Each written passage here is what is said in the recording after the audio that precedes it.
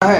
इसके बाद जो हम लोग टॉपिक पढ़ने वाले हैं, फिडेल-क्राफ्ट रिएक्शन कंप्लीट नहीं हुआ है। इस फिडेल-क्राफ्ट रिएक्शन के कुछ ना कुछ लिमिटेशंस है। क्या बच्चों, इस फिडेल-क्राफ्ट रिएक्शन के कुछ ना कुछ लिमिटेशन है। क्या क्या लिमिटेशन है बच्चों फिडेल-क्राफ्ट रिएक्शन के, देखना ध्यान से।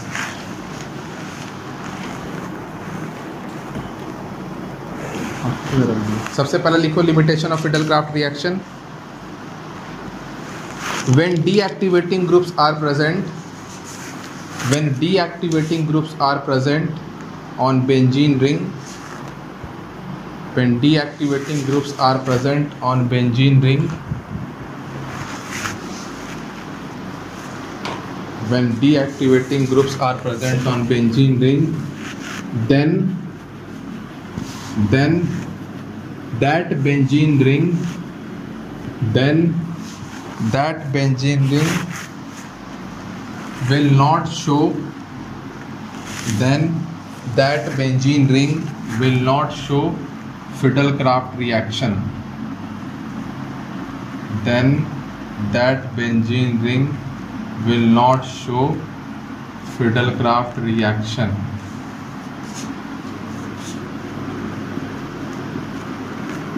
देखो, मान लो बेंजीन रिंग पर कोई ग्रुप लगा हुआ जो डीएक्टिवेटिंग ग्रुप है। डीएक्टिवेटिंग ग्रुप का मतलब आपको समझ में आता है, बेंजीन से जो इलेक्ट्रॉन को खींचता है तो हम क्या बोलते हैं, डीएक्टिवेटिंग ग्रुप बोलते हैं।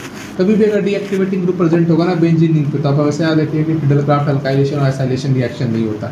इसका रीज़न है जो यहीं पर सिर्फ लगता है कि बेंजीन रिंग से ये जो डीएक्टिवेटिंग ग्रुप है ये इतना ज़्यादा इलेक्ट्रॉन खींच लेते हैं ना कि बेंजीन की न्यूक्लियोफिलिसिटी हो जाती है कम। बेंजीन की न्यूक्लियोफिलिसिटी हो जाती है कम, मतलब ये कि बेंजीन के पास जो इलेक्ट्रॉन है वो कम अवेलेबल होता है। ये इतने अच्छे डीएक्टिवेटिंग ग्रुप होते हैं कि बेंजीन पर इलेक्ट्रॉन जो अवेलेबल होता है वो कम होता है। बेंजीन पर इलेक्ट्रॉन की अवेलेबिलिटी कम होगी तो पहला स्टेप तो रेट डिटरमाइनिंग स्टेप है, वो उतना अच्छा न्यूक्लियोफाइल हो ही नहीं पाता है।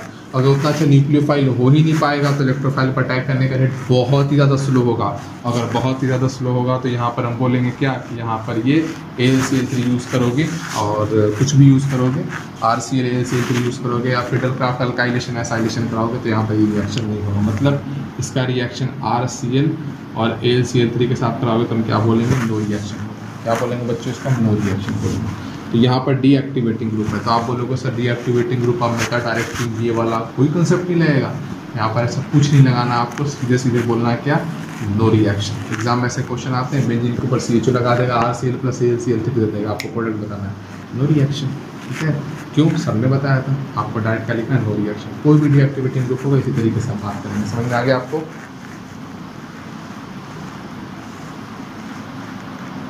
बोलो,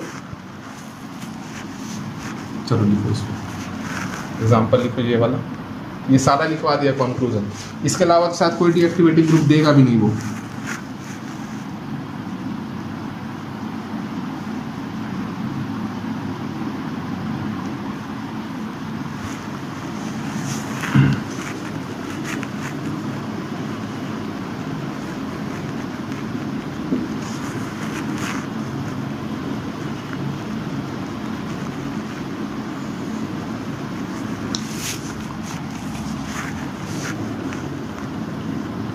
नीचे वाला बोर्ड दिख रहा है बच्चों? अच्छा रुको, लिख ली ये वाला एग्जांपल। चलो अब देखो सर, एक बात बताओ, अब लिखो बच्चों फिर से नेक्स्ट पॉइंट लिखो। इन केस ऑफ एनिलीन, ये पहला डिसएडवांटेज है। दूसरा डिसएडवांटेज बच्चों, in case of aniline, in case of aniline, Fidelcraft reaction does not takes place. In case of aniline, Fidelcraft reaction does not take place. Code पर देखो बच्चों, ये aniline है, हमने RCl यूज़ किया प्लस AlCl3 यूज़ किया, मतलब Fidel-craft alkylation करा रहे। आप क्या बोलोगे, सर आप करा रहे हो ना, हाँ आप करा रहे हो, तो ये वाला क्लोरीन को यहाँ पर अटैक करना चाहिए और यहाँ से क्या बनेगा, कार्बोकेटायन बनेगा। बच्चे एक बात बताओ, बॉन्ड, आप इस बॉन्ड को तोड़ोगे ना, जब ये अटैक करेगा तो बॉन्ड को तोड़ोगे। बॉन्ड को तोड़ने का मतलब क्या हुआ, बॉन्ड को तोड़ने का मतलब क्या हुआ कि आपको एनर्जी देनी पड़ेगी। कोई भी बॉन्ड आसानी से नहीं टूटता बच्चों, क्योंकि बॉन्ड का मतलब क्या होता है, अट्रैक्शन। केमिकल बॉन्डिंग पढ़ाया आपको, अट्रैक्शन को आप आसानी से नहीं तोड़ सकते। अगर अट्रैक्शन को आप आसानी से नहीं तोड़ सकते तो आपको क्या करना पड़ेगा, समहाउ कुछ ना कुछ अमाउंट ऑफ एनर्जी आपको देना पड़ेगा। अगर आप एनर्जी दोगे तभी बॉन्ड टूटेगा। अब बच्चों सुनना ध्यान से, बेंजीन के साथ अगर NH2 लगा रहेगा तो ये रिएक्शन नहीं करता है, मतलब फिडरक्राफ्ट अल्काइलेशन या एसाइलेशन नहीं करता है। क्यों? बेंजीन के ऊपर जो N है वो क्या करता है, अपना लोन पेयर दे देता है एल्युमिनियम को। मतलब नाइट्रोजन और क्लोरीन में अगर हम बात करें ना बच्चों, तो यहाँ पर नाइट्रोजन का जो लोन पेयर है उसकी न्यूक्लियोफिलिसिटी ज़्यादा होती है एज़ कम्पेयर टू क्लोरीन। ये प्रैक्टिकल ऑर्डर है, आपको याद रखने की जरूरत नहीं है।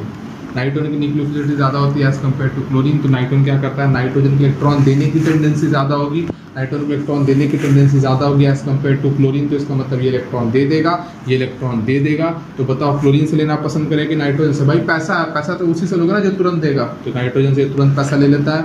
जैसे ही नाइट्रोजन से ये पैसा ले लेगा बच्चों, तो यहाँ पर क्या बन गया, यहाँ पर आप ध्यान से देखो, ये NHAlCl3 ये कंपाउंड बन गया। जैसे ही ये कंपाउंड बन गया बच्चों, अब यहाँ पर जो ये NH2 के साथ AlCl3 आया बच्चों, ये पूरा का पूरा कंपाउंड जो है वो बच्चों क्या है, वो पूरा का पूरा कंपाउंड डीएक्टिवेटिंग ग्रुप है। देखो बेंजीन के साथ ये ग्रुप पूरा का पूरा लगा हुआ है, क्या कहलाएगा बच्चों, ये डीएक्टिवेटिंग ग्रुप कहलाएगा। क्यों?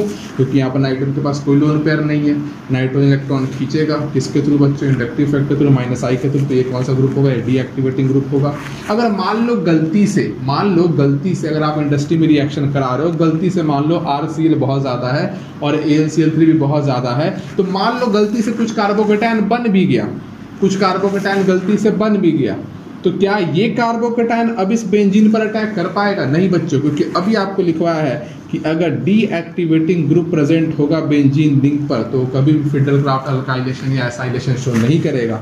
तो ये चीज़ इस चीज़ में कन्वर्ट हो जाता है। अगर गलती से कार्बोकेटायन बन भी गया तो वो इस तरीके से इस पर अटैक नहीं करेगा। तो पॉइंट नंबर 1 कि बेंजीन पे लगा हुआ NH2 कभी भी AlCl3 और RCl के साथ रिएक्शन नहीं करता है। रीज़न क्या है, ये